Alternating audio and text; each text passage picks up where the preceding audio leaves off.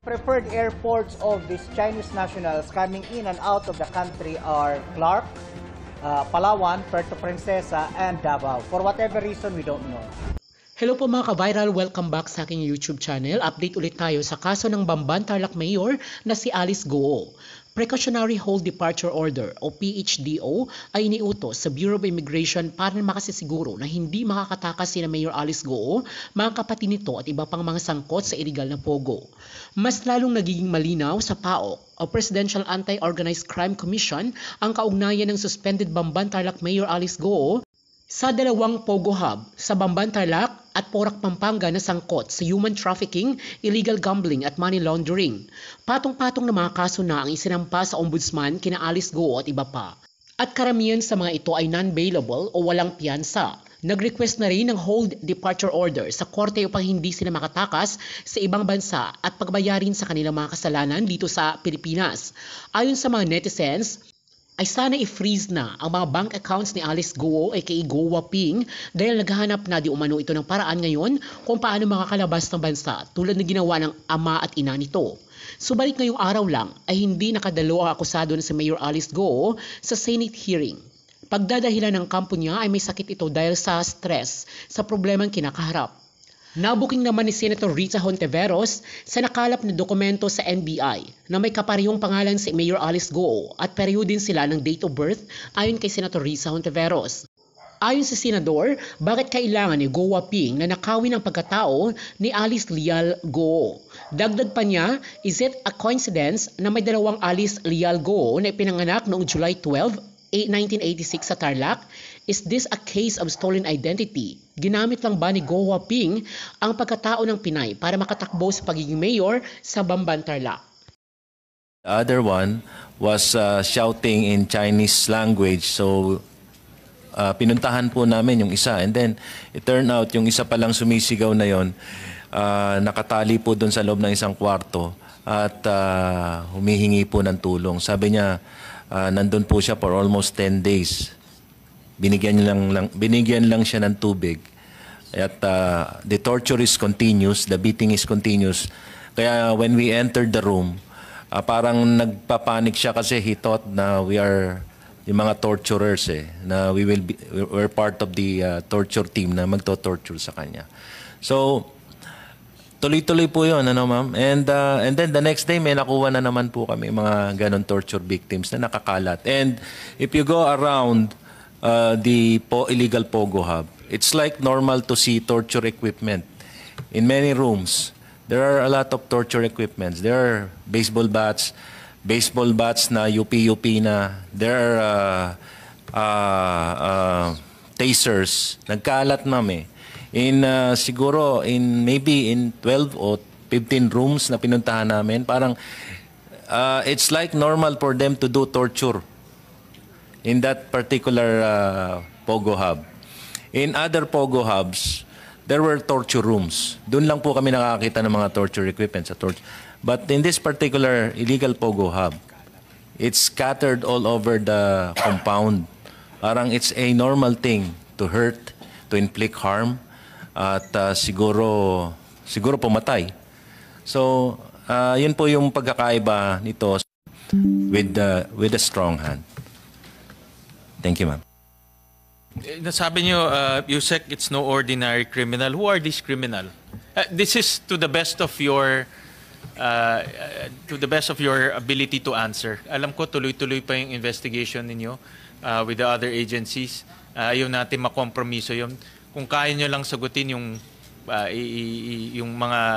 ibigay nyo lang yung kaya nyong sagutin para lang malagay natin sa records itong pangyayaring to. So, based on your investigation, your questioning, sino ba itong mga taong ito?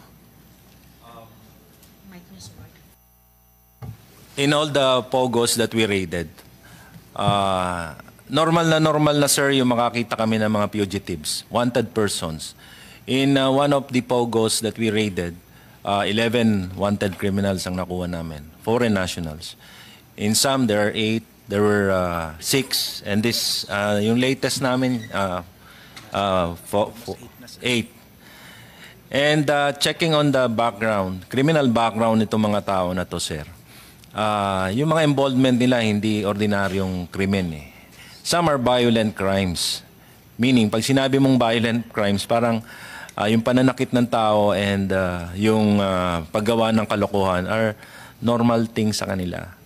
So, yun ho ang nakakalungkot. And surprisingly, some of the names of those wanted persons were in the list nung SEC na sinubmit po sa atin. And yung dalawang ang wanted person, the one who were in Singapore right now facing money laundering cases are nasa SEC record po natin, and yet arestado po sila ngayon sa Singapore for money laundering. And we're not talking of millions of dollars, we're talking of billions of dollars, sir. Money laundering. Yung dalawang pangalan na nakita po natin sa SEC record dito sa atin. Ano sila nakakapasok dito, Yusek? Itong mga criminal syndicates, itong mga, yung nasabi nyo, no? Yung organized crime. At paano nakakapasok ganito karaming dayuhan dito sa ating bansa? Dahil from what I understand from your news report, ini-estimate nyo mga 1,000 plus ang nandito sa Porac Pogo. Pero nung tinanong namin ng CIDG, meron silang na-retrieve na 2,300 computers, no? So meaning if you do the basic 1:1, 2,300 ang pwedeng magtrabaho diyan dahil mayroong computers, no? So another question is, paano nakakapasok tong mga sindikatos, particularly itong Porac Pogo Hub? And then pangalawa, in your one attempted to Cebu. One attempted to leave Zamboanga last night, but he was intercepted because he was unable to present a passport. So all of them, so far, the bosses of this group have no valid passports already. No? With regards to your earlier question, sir, how do they manage to come into the Philippines? Yung isa po naming person of interest, we can't name him yet, has been in the country since 2005. And he has been a fugitive from China since 2005. No? So, they predate basically the phenomenon of Pogo na nag-peak po ito noong 2019, if you do recall. So, they predate the Pogo phenomenon. But they have been here in the Philippines as a criminal organization. Tama po si Yusek Gilbert, they are not ordinary criminals. This is the only first time that members of the Commission, of the Secretariat, are getting death threats that are nerve-wracking and chilling, because these are not ordinary money launderers, Madam Chair, Your Honor. These are honest-to-goodness transnational criminals with records dating back to decades in China, Hong Kong, and Macau. So how they were able to ally with local syndicates, we have yet to find out. No? So, doon po sa record natin ngayon, ma'am, sir, we have not found the big boss. But we know where he is, we know his movement, and we're trying to conduct a major operation soon to be able to get him. But how confident are we? We are not 100% confident because, sir, ang dami nilang alam eh. They know our movements, they know so many things about us. So, how? We don't know. So, ang person of interest natin para dito sa Porac is 14. 14. The 14 are with us now, sir. But we have still 3, including Cassie Leong, that is not in our custody. Okay. So we have 3 Chinese nationals that are unaccounted for so far. Yung 14 are all foreigners? Yes, sir. Okay. Yes, Your Honor. And they will be filed cases? We're hoping to build enough cases for all of them. But of the 14 POIs, only 2 so far have been positively identified as torturers. The other evidence that we're getting are documentary and testimonial of other people who are scattered, but not scattered, I mean, quote-unquote, friends of ours who have identified these persons in our custody as managers, bosses, and the like. How many at one point ang tao dito sa Porac Pogo Hub? based on your interviews and investigation? Yes, sir. They should not have been lower than 1,000, Your Honor. In fact, our intel was good enough to say na dapat po nung pinasok po natin yung PORAC ngayon, we should have gotten around that number. But we only got 161. The last one ay yung binabanggit po ni Yusek na wanted sa China na nagpapanggap lang siya, di umano nangunguha siya ng mangga. But upon checking with the Chinese government, he is a fugitive for very violent crimes, serious crimes. He's a member of a local triad in China. How do you paano mo ipapasok ang 1,000 na tao? I'm trying to imagine 1,000 to, hindi naman to 100. No, you're talking about ang daming pumapasok. Ano yung naging paraan nila para makapasok dito? Malaya silang nakakaikot, pupunta sa PORAC, punta sa Bamban. Anong kanilang naging daan para makapasok dito sa ating bansa? Most of them, Your Honor, originally had tourist visas that were later on converted to 9G visas. But then again, as the BI knows, the 9G visas that are associated to certain POGOs are not really for those actual POGOs. For example, may 9G siya, ang sabi IT siya ng isang kumpanya na hindi doon sa POGO kung saan siya nakukuha. So, there is that problem also that we have encountered. Now, the others, Your Honors, is that they just transfer from one POGO to the next. For example po, itong Park 3 among the Chinese community, within their community, it is known as the most prolific torture POGO. So they're known for kidnapping, they're known for torture, murder, and the like. So a good number of the people there are actually kidnap victims. In fact, kahapon lang, yung mga Vietnamese namin, nung una, they were saying that they were not workers. We got a good number of Vietnamese rescuees, no? But then yesterday afternoon, one had the courage to tell us na yung dalawang Chinese doon na nagsasabing biktima rin sila actually were bosses. So muntik pa po kaming mapaniwala na biktima lang din po sila. But then when they had the courage, nung kinonfront na po, sabi namin, we have to identify this to as POIs already kasi a good number of Vietnamese were saying na yan yung nangidnap sa kanila, yan yung kumuha sa kanila. So, in summary, Your Honor, the modus could be one, they kidnap, they buy people ng mga nalululong po sa mga casino. Yun po yung usual na modus kasi itong foreign nationals mahilig po sila dyan sa casino dito sa southern part of Metro Manila. Pag wala na po silang pambayad, may lalapit na loan shark. Bibigyan po sila ng ₱250,000, 300,000. Pag hindi nila mabayaran, they will be sold to these casinos. That's one. Second po, nagpapalipat-lipat lang po talaga sila ng POGO. So, upon interview, a good number of our quote-unquote rescuees, a good number of our perpetrators have been around 3, 4, 5 POGOs. One that I have interviewed, for example, has said he has been in the Philippines since 2017, transferring from Clark, Angeles, Pasay, and so on and so forth. So, yung mga ganun po.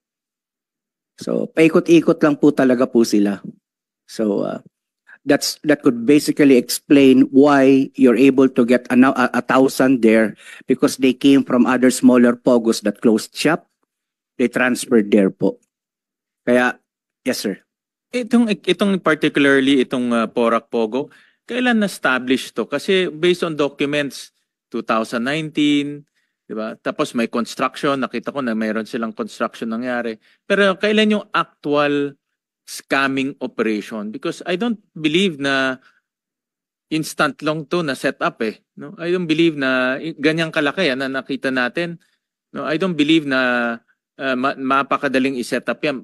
Tingin ko matagal rin nila sinet up yan. So based on your investigation, kailan nag-umpisa itong setup nitong scamming operation nila?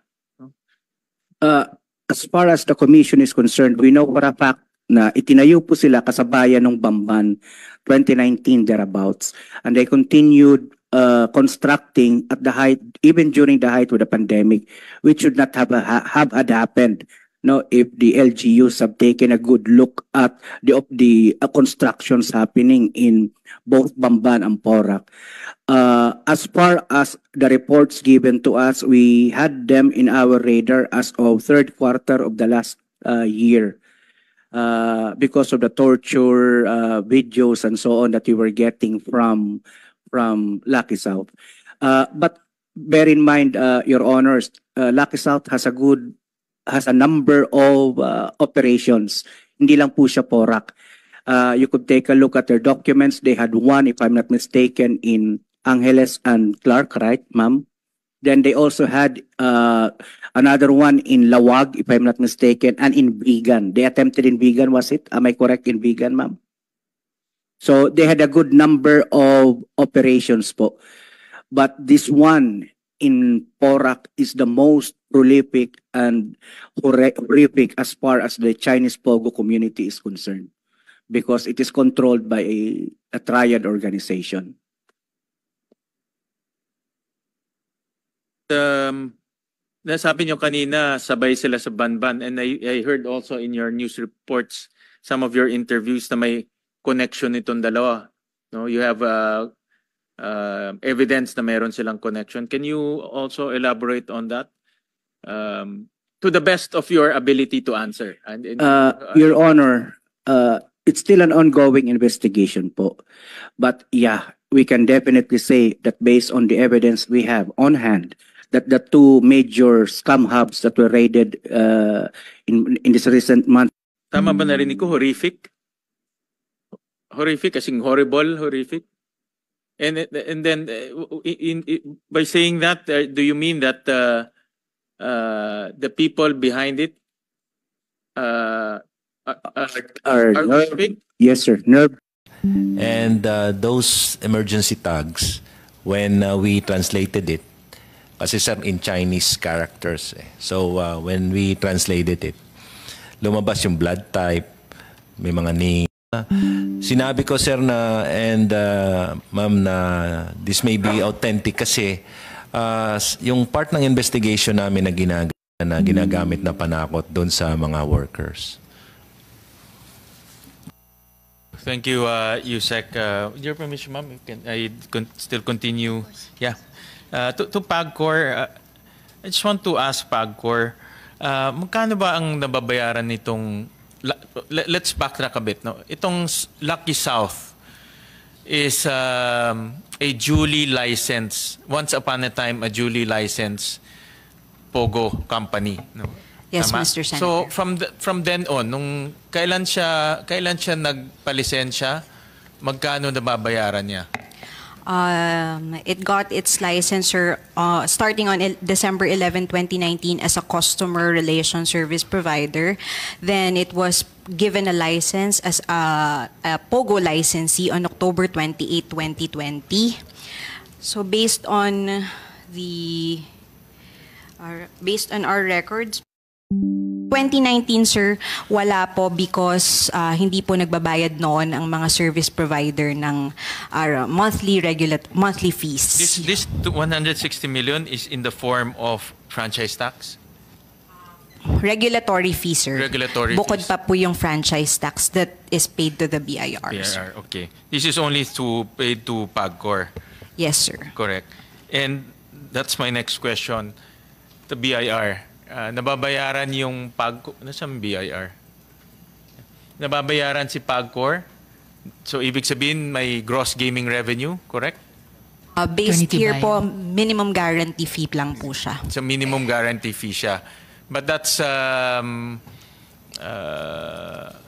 may basis ba equivalent in income ang minimum guarantee fee to BIR?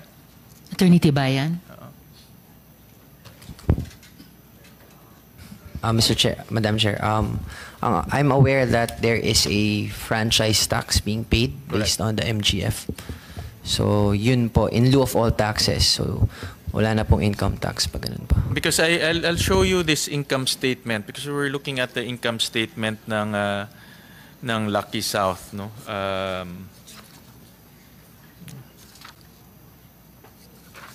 And this might just caveat, no, baka may timing issue dito. That's why I want to get the numbers from PAGCOR. But if you flash the income statement ng Lucky South, nalulugi siya in 2022. In 2021, it lost 1.7 million. In 2022, it lost 1.6 million. But then again, it paid PAGCOR on 2022-2023 160 million. No? So, paki-flash lang. So in other words, may income na hindi nare-reflect sa financial statements. And this is, I say this because this is common to many of the POGO companies that we have been assessing. Yung Zunyuan, ganyan rin. Yung, I'd like to ask si Mayor. Mayor, when you issued itong mayor's permit, ano ang mayor's permit niya? BPO ba siya or e-casino? Mayor Capil. Yes, Your Honor. Nung una po, noong 2019, BPO po siya.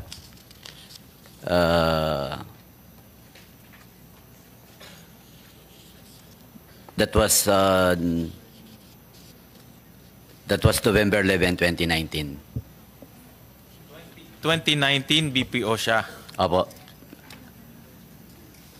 And yung business permit niya throughout, BPO siya.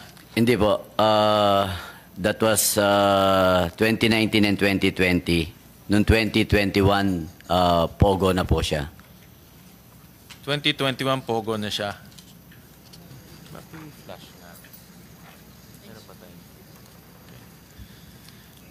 Pero alam niyo ho, meron siyang dalawang lisensya.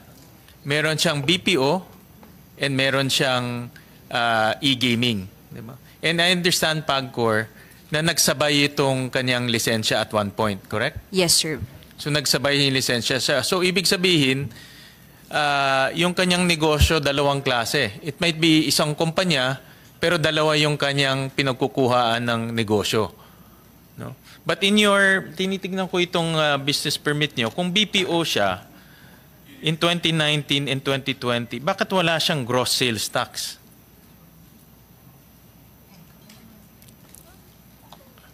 Kasi ang POGO is only Local taxes, sa PAGCOR na po Yes. talaga magbabayad. only when it's Your Honor. e-gaming. Only with its e-gaming. Pero pag BPO siya, normal corporation siya. Meaning you have to pay just like any other normal corporation. No? Opo, hindi po siya nag-declare sa amin. Inaudit Wala nyo po ba, siyang- inaudit nyo ba ho siya? Kasi may power ang treasurer to audit. Pwede nyo hingiin yung kanyang income statement, pwede nyo hingiin yung kanyang audited financial statements, and you can audit. Ang